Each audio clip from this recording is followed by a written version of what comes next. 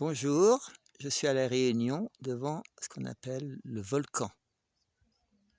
Je suis avec un ami qui s'appelle Dinabandhu Prabhu, qui est quelqu'un qui habite à La Réunion, qui est réunionnais, qui va nous expliquer des choses sur La Réunion. Alors tout d'abord, comment s'est fait La Réunion? Alors, donc, ce qu'il faut comprendre, c'est que là, on est effectivement devant le volcan et l'île de la Réunion, c'est un volcan, puisque l'île de la Réunion a pris naissance par le principal volcan qui est le Piton des Neiges, qui culmine à 3060 mètres d'altitude aujourd'hui, mais à l'origine, ben, c'est un ancien volcan. C'est un ancien volcan. Et donc, effectivement, de par l'évolution tectonique, du mouvement tectonique des plaques, il y a une évolution qui va plus vers l'est du volcan. Et donc, ce qui était à l'origine sur le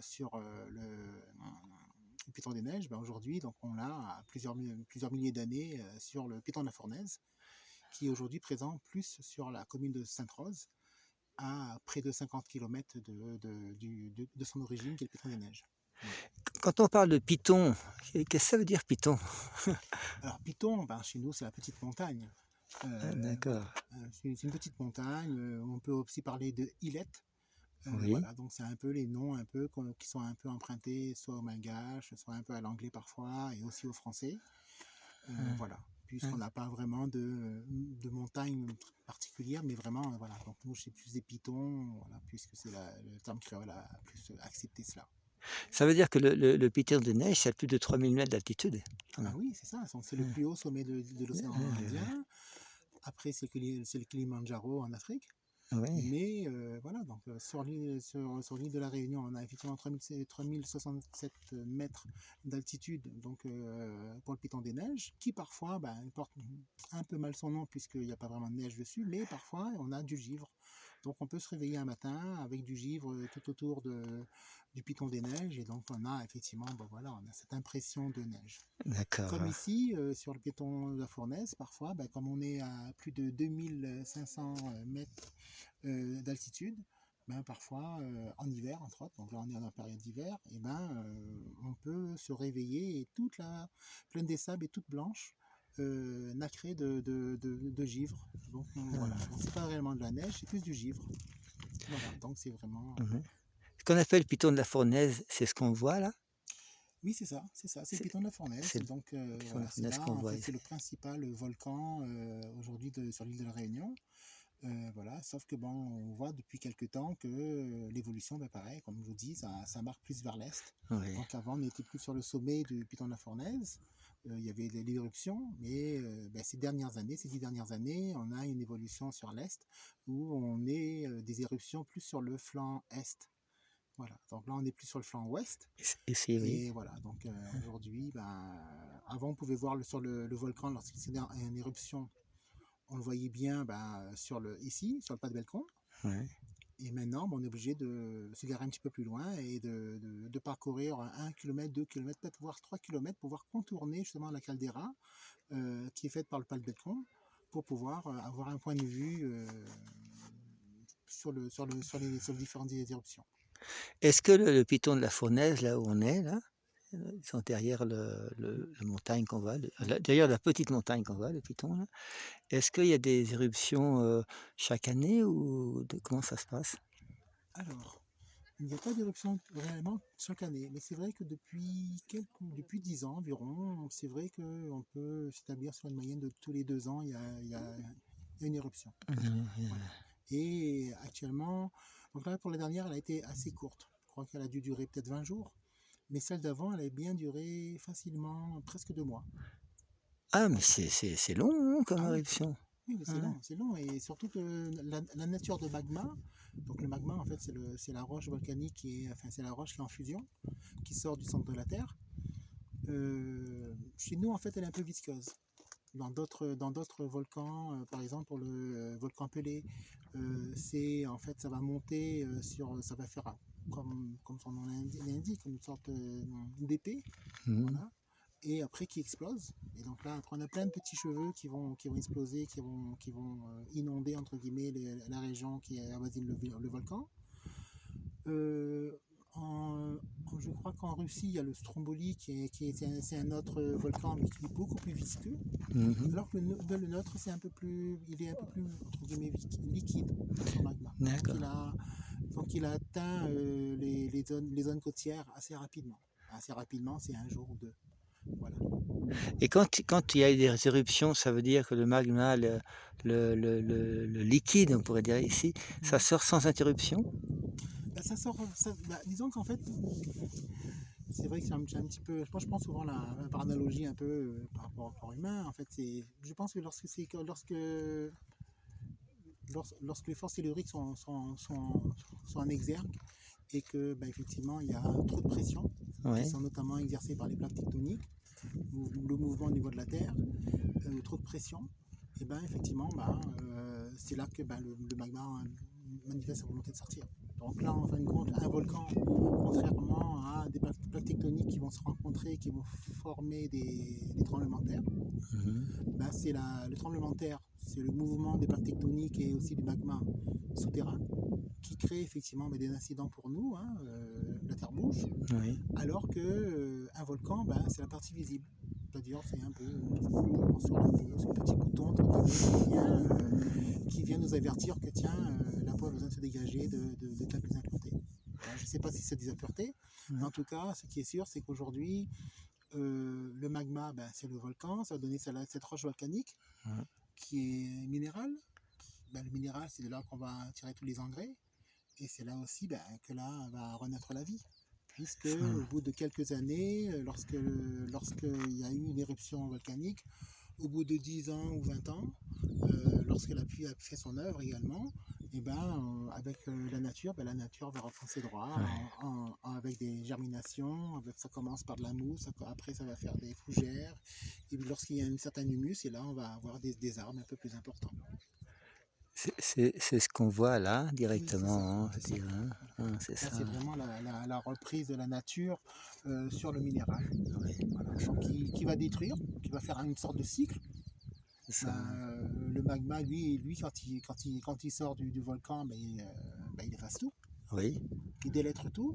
Donc quand c'est sur du scorie, c'est sa nature à lui, mais lorsque c'est sur la végétation, sur des habitations, ce qui peut arriver, euh, sur du métal ou quoi que ce soit, ça annihile tout, ça fond tout, ça remet tout dans la terre, en quelque sorte.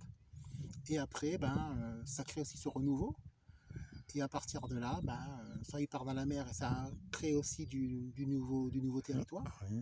Puisque je reviens un petit peu sur le piton des neiges. En fait, la formation de la Réunion, en fait, c'est un volcan, et du fait que c'est un volcan, on retrouve une forme en forme de champignon. Quand on regarde sous la Oui. mer, on a une forme très large en haut, sur la mer, qui vient après se raccourcir dans les fonds marins, et qui rappelle cette forme de champignon.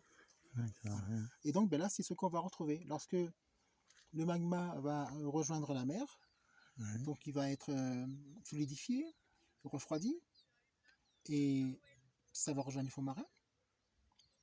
C'est pour ça que parfois, il y a des créatures qu'on n'a jamais vues qui remontent du fond marin, qui c'est à plus de 3000 mètres Mhm. de profondeur. Mhm. Et là, effectivement, on va revoir des poissons de formes différentes ou quoi que ce soit. Donc ça nous permet, nous, de vérifier qu'il y a vraiment des formes mille et une formes. Et en même temps, ça crée de nouveaux territoires et ça rajoute un morceau de territoire sur le champignon. D'accord. Voilà. Qu'est-ce qu'en dit la science actuelle, la science moderne par rapport à ça? Comment il présente ces éruptions de volcans? Ou ces tremblements de terre, c'est similaire peut-être, hein? C'est vrai qu'aujourd'hui,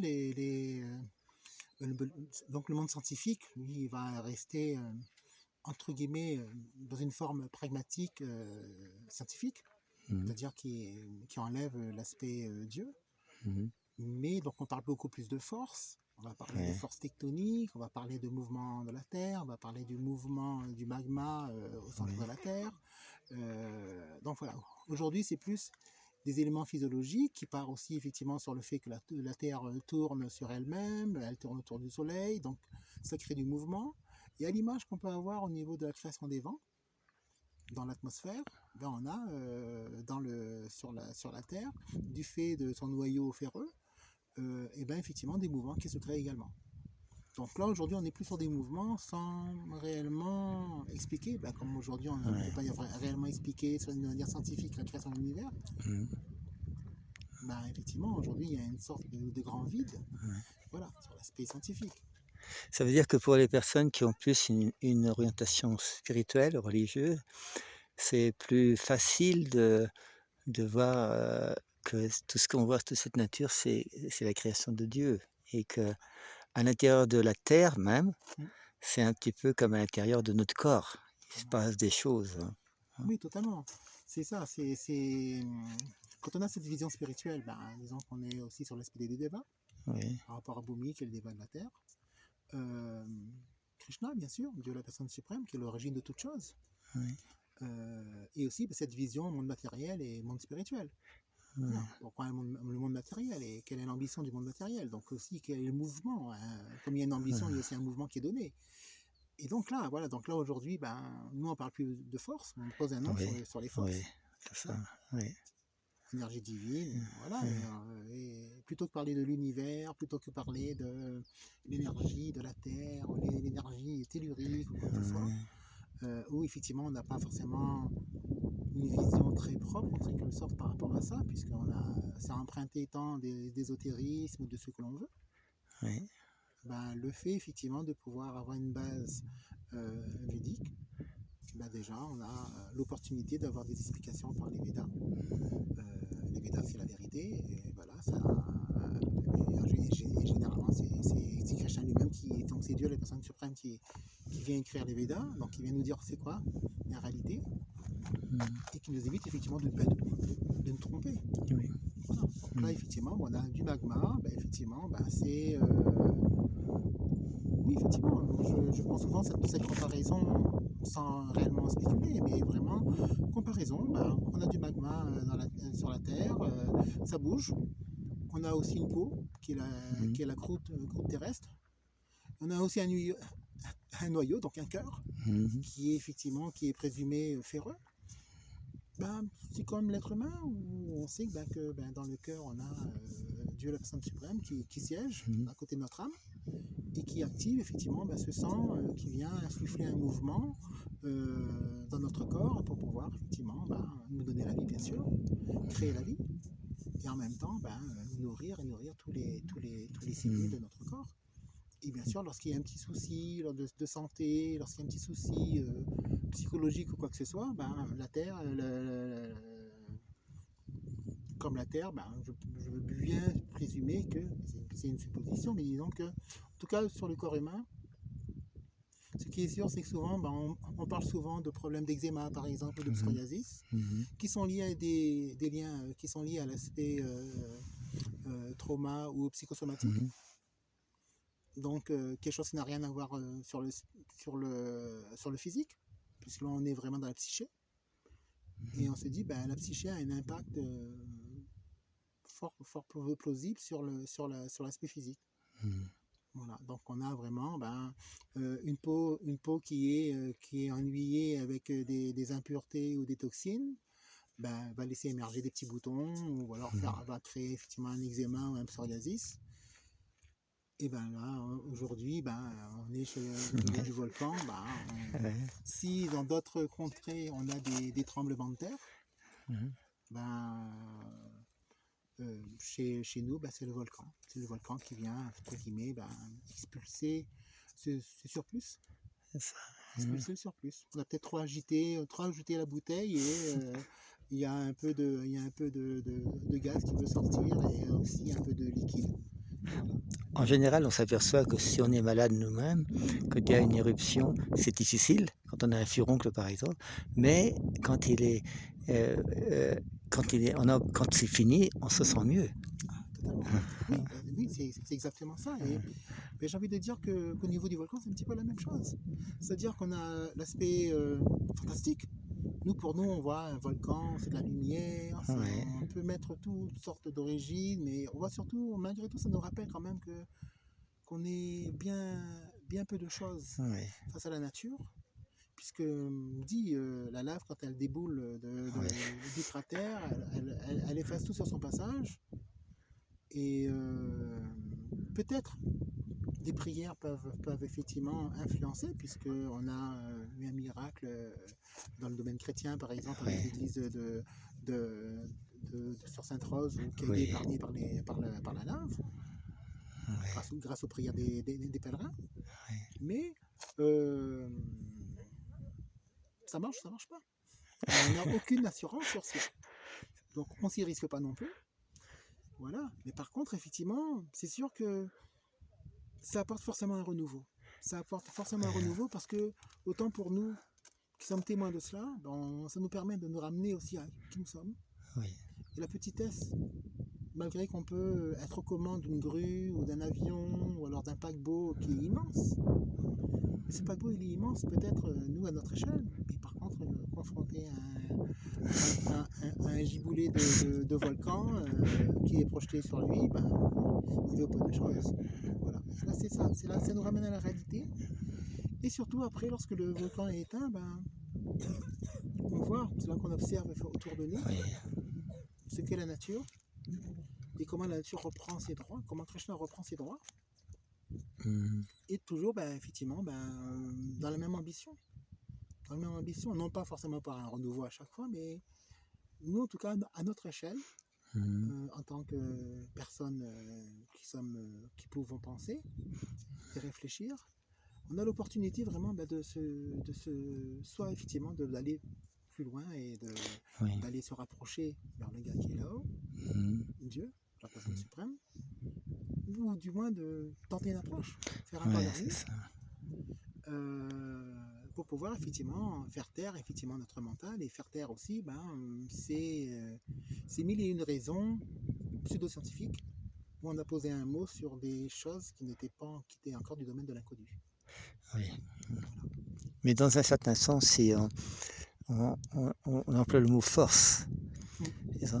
Alors après, les spiritualistes, ils appellent ça le mot Dieu. Mais est-ce qu'on peut dire que c'est un peu similaire? Bah, disons que quand on nie quelque chose, quand on ne...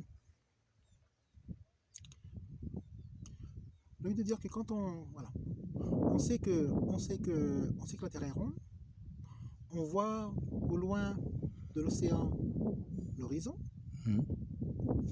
on peut effectivement se dire que non, non, la Terre elle est carrée. Et que ce que je vois, c'est pas rond, Oui. c'est carré. Euh, c'est un paradigme, c'est un moyen de voir. Mais maintenant, si pour pouvoir valider dans sa tête que c'est carré et que c'est pas rond, ben, on s'invente d'autres mots, on pose d'autres mots parce que ben, effectivement, ça nous évite de dire ce qui est le plus haut. Mhm. Voilà. Et ainsi, surtout, de se reconnecter. Puisqu'effectivement, on peut avoir. J'ai envie de dire, avant de nier quelque chose, il faut le faire exister. Mhm. Et s'il existe, ben il existe, il est là. Par contre, on va chercher à le faire taire par d'autres mots. Donc on va mettre des forces, on va mettre notre énergie, on va dire l'univers, Mhm. voilà. Donc d'autres possibilités, la nature. Ce qui nous évite effectivement de dire qu'il y a quelque chose de peut-être encore plus haut Oui. qui viendra effectivement suppléer à tout ça. Mais effectivement, pour le mental, parce que le mental il est quand même il court comme une comète. Et cette comète, il faut aussi la rattacher à quelque chose. Donc le mental, il a besoin de mots particuliers qui vont lui permettre effectivement de pouvoir taire son mental. Est-ce que le fait pour toi de vivre à La Réunion, et comme tu travailles beaucoup dans le côté agricole également, Mhm. est-ce que le fait de vivre ici, ça t'apporte on pourrait dire des réalisations plus personnelles, spirituelles, per- toi-même?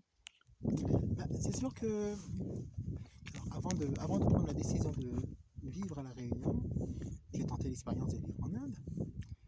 Et lorsque j'ai compris que ce qu'on me proposait de vivre en Inde, je pouvais l'avoir aussi à La Réunion, j'ai fini par accepter aussi que c'était à nous effectivement, de renchérir notre temple intérieur, certes, de ramener effectivement, si on a un gourou, de le ramener chez nous et de le faire vivre chez nous. Et cela, ça, forcément, ça nous relie, ça crée du lien par rapport à la terre, on finit par accepter, Oui, et notamment le débat oui, qui est en charge, mais également, surtout, par rapport à Dieu, la personne suprême, puisqu'on finit par accepter aussi son service, oui, puisqu'on arrête de courir. Et le fait effectivement de se positionner sur l'agriculture, ça devient des choses évidentes, oui, normales oui, et fluides. C'est fluide. Moi aujourd'hui, quand je suis dans les champs, que ce soit pour débroussailler, que ce soit pour planter ou autre, j'ai un, je réalise effectivement la chance que j'ai. Et pas un moment, je crois que j'ai conscience que Dieu est là. Le petit oiseau, oui, dans le petit ver de terre qui sort de terre, dans la protection effectivement de moins faire de mal autour de moi. mhm, Et à l'occasion, effectivement, lorsque je trouve opportun, je dis, tiens, puisque dans une formation à l'époque, je l'ai fait à Mayapur, on parlait du Mahamantra en tant que Seva. C'est vrai que j'aime parfois chanter le Mahamantra, un mantra, deux mantras pour le petit oiseau qui passe, voilà, mhm, pour les animaux que je vois, que j'entrevois, ou même pour la plante, voilà, qui est là, que je vais forcément détruire pour pouvoir mhm, planter, mais qu'en même temps, j'essaie de me remémorer un peu les différents divertissements de Krishna, Vrindavan et autres. Et c'est vrai que voilà, on est vraiment en connexion, forcément en connexion, et surtout cette connexion-là, elle est naturelle. mhm, Naturellement, on est connecté à la nature. Vous prenez un enfant qui vient, qui va forcément jouer avec la petite fleur, qui va commencer à s'inventer des petits personnages et tout. La connexion, elle est là. Après, il faut savoir si on l'accepte ou pas. Et surtout, se connecter pour se connecter, pas forcément intéressant. Par contre, se connecter pour servir, là, on est vraiment dans une autre dimension. mhm. Puisque là, on prend réellement sa place.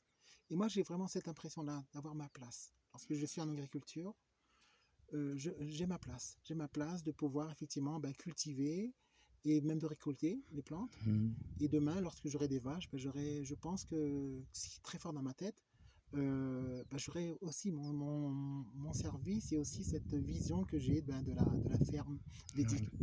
Voilà. Et c'est là que c'est le plus important. Mhm. Merci beaucoup d'avoir partagé ces merveilleuses réalisations à partir du volcan.